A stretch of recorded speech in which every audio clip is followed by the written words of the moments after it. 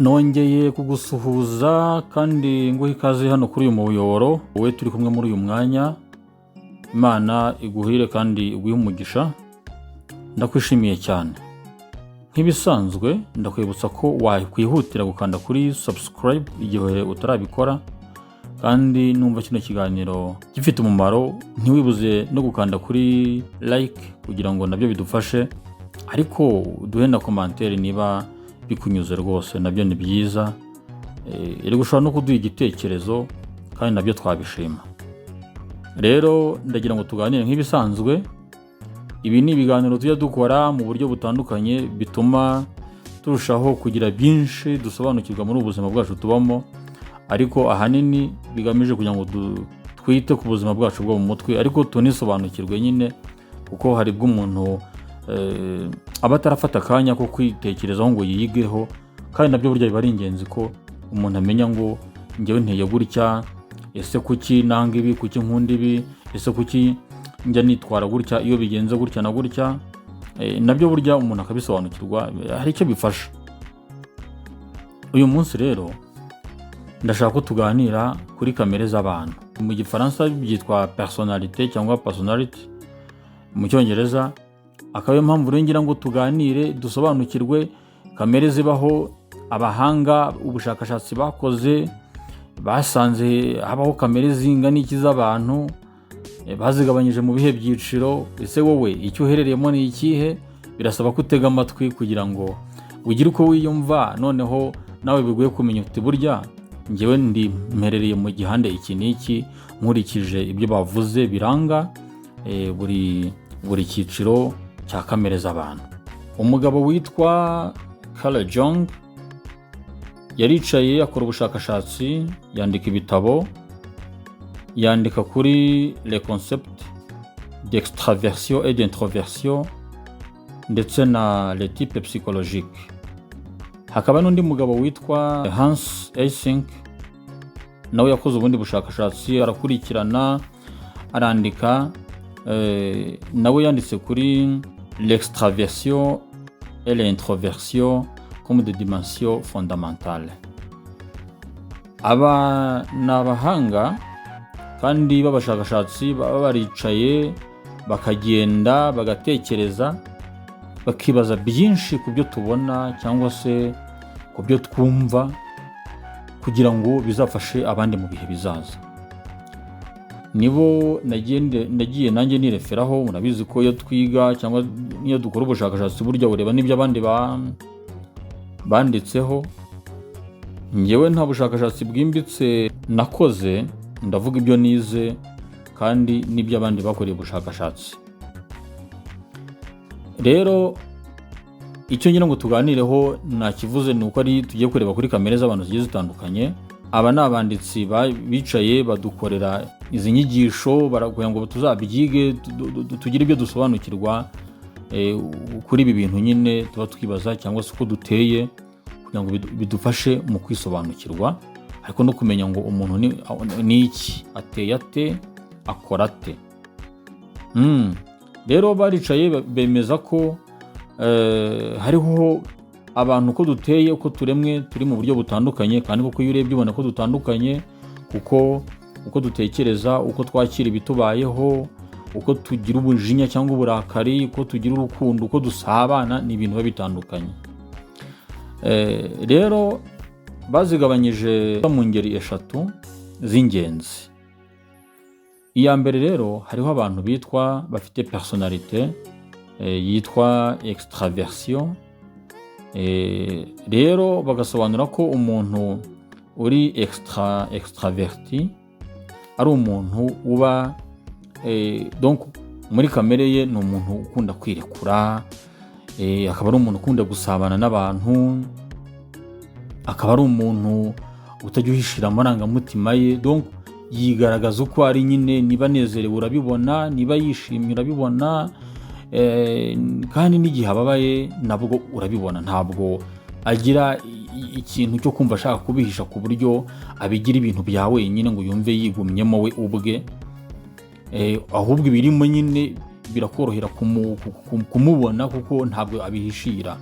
ni umuntu urumva biramworohera gusabana n'abantu, kugira creativity, biramworohera kuko urumva ibitekerezo bye biba bifunguye.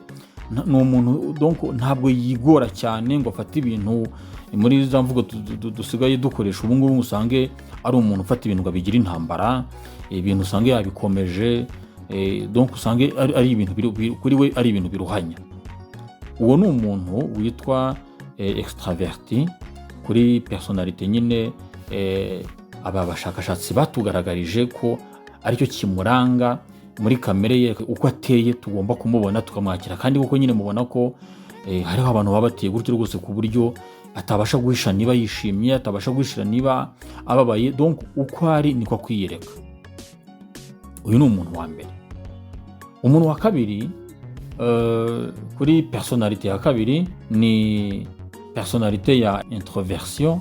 Umuntu rero w'umwintroverti we ni umuntu uhabanye n'uriya neza. Ugereranyije ibyo navuze kuri uyu, birahabanye kuri uriya, kuko introverti we ni umuntu ibintu bye nyine, ni umuntu ushaka kubigira amabanga, ni umuntu ubuzima bwe ashaka kuba ibintu, donc ubuzima buri kashe, reka mbivuge gutyo.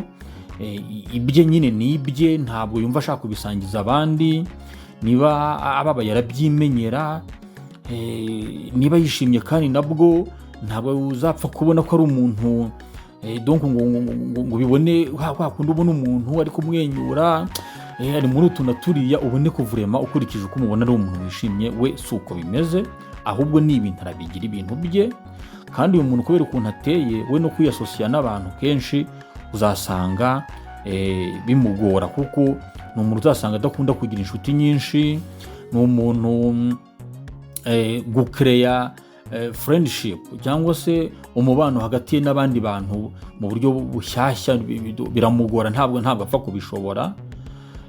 Rero uyu muntu nyine urumva ni umuntu ukunda kwigumamo. Ushatse wanavuga ko nyine ari umuntu uba ushaka kwigiranya kamwe, tubivuze gutyo mu Kinyarwanda. Urumva rero ko uyu muntu atandukanye cyane rwose, mbese ahabanye n'uyu muntu uri extraverti, uyu twabonye bwa mbere. Hari n'indi personality rero aba bashakashatsi nayo batubwiye isa n'ihuza izi mpande zombi muri kamere y'umuntu ufite personality nk'iyi ngiyi nyine tugiye kuvuga. Hari personality ya gatatu yitwa temperament. Uretse ko nayo igabanyijemo izindi sous-type, hari yitwa le tempérament sanguin, le tempérament colérique, le tempérament mélancolique na tempérament iri phlegmatique.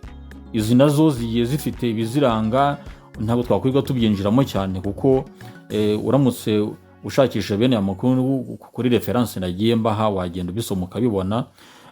Aba ari kugira ngo wenda umuntu atange utuntu duke twafasha umuntu kuba yagira ibyo yashingiraho ajya kwiga ibi wenda ibirenze ibyo yumvise. Aba ngaba rero bateye gutya bo baba bafite kamere isa naho ikombina izo twabonye hariya hejuru.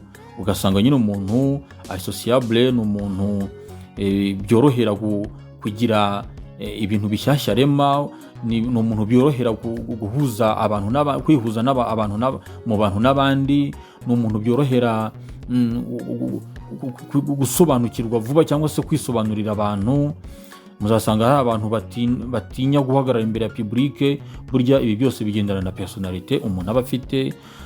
Uzasangamo hano muri zino sous-type mvuze ziri melancholique cyangwa colérique, abo usanga umuntu ni umuntu ukunda kugira umujinya mwinshi, cyangwa se ni umuntu utabasha no kubujera, ni umuntu ugira emotion ku buryo ubwe atabasha kumenya ukuntu abiregulariza, kuko ni umuntu nyine biragoye.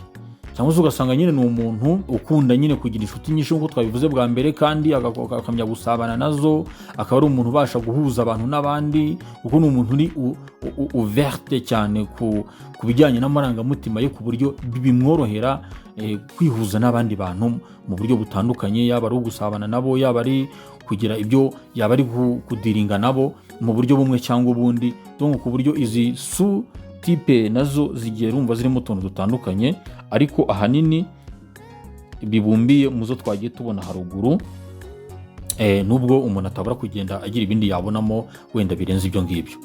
Rero hari ubwo tubona abantu ukabona uko yitwara, ukabona uko ateye, ukaba wagira ukuntu umwibazaho, ukibaza utari ko uyu muntu ubundi ubu abayeho gute, uyu muntu se ubundi ubu ubuzima ntibimugora ko ateye gutya na gutya, umuntu ubaho ubuzima bwa wenyine udashaka gukominikana n'abandi bantu. Donc ukibaza uyu muntu donc aba yavanye nabo ukuntu yababaniraga cyangwa bamubaniye, ukibaza ahahise nyine ukuntu yahabayeho, ukumva nyine ni ibintu utabasha kubonera igisubizo. Rero ni byiza ko iyo tuvuga ibi ngibi tubikoramo inyigisho, ariko nanone biduhe kwisobanukirwa, twimenye. Ubundi hari ibyo twita evaluation cyangwa se na introspection. Ni ibintu umuntu ashobora kwitiranya, ariko bifite itandukaniro. Evaluation ni isuzuma umuntu akora, ariko umuntu arisuzuma nyine ku bintu bigaragarira n'undi umuntu wese ashobora kwitegereza akabibona. Mu gihe rero introspection ni nk'isuzuma umuntu yikorera we ubwe. Uba ukwiriye burya gufata akanya wowe ubwawe ukikorera iyo twita introspection, ukitekerezaho wowe ubwawe kandi ukibwiza ukuri utibeshye, kuko burya uriyizi kurusha uko. Donc urumva hari ibyo uba wiyiziho natwe tukuziho, hari ibyo wiyiziho tutakuziho, hari n'ibyo cyo kora bavuga ko hari n'ibyo tuba tukuziho utiyiziho. Ibi byose ni ibintu babiriho, ariko hari nk'ibyo uba wiyiziho twe tutakuziho. Ibyo rero ni wowe ubizi, muri kwa kwibwiza ukuri ndi kuvuga, ni wowe uzamenya nyine kwitekerezaho. Ibyo nabyo ukabishyira ku rutonde rw'ibyigwa, kugira ngo igihe uzaba uri kwikorera introspection bya bindi nabyo utazabyibagirwa.